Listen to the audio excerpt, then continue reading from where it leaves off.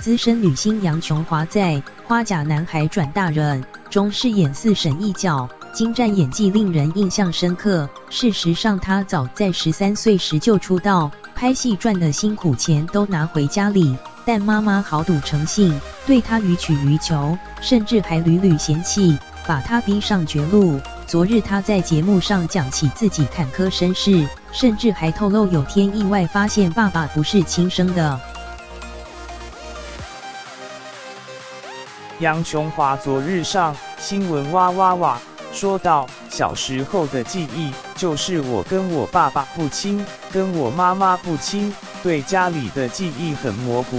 然而有天在整理相簿时，翻到爸妈结婚照片，发现里面的女花童长得很像自己，但跑去问家人，却只得到不要问的回应，这也不禁让他对家里产生疑问。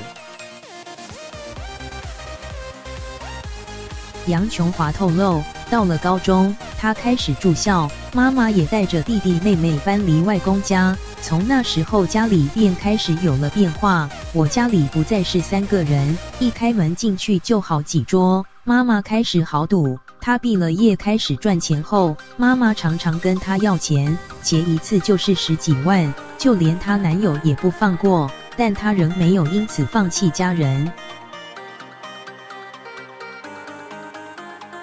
杨琼华为了家人买房，没想到却反遭嫌弃。你赚那点钱就买这样的房子，应该买个更好的吧？让他再也承受不住内心的压抑，吞了300多颗安眠药自杀。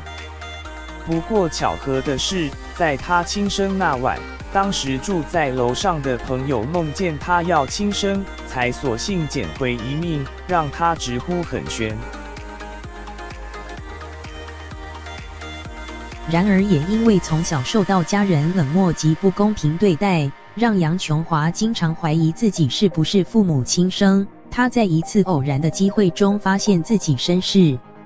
她透露，当时有个无形声音告诉她，你这爸爸不是你亲生的爸爸。后来也从妈妈那得知她的亲生爸爸住在高雄，但她坦言不打算去认亲。另外也终于得知了当年她看到的婚礼照片，原来里面的花童就是她。实习编辑斜线林宇璇。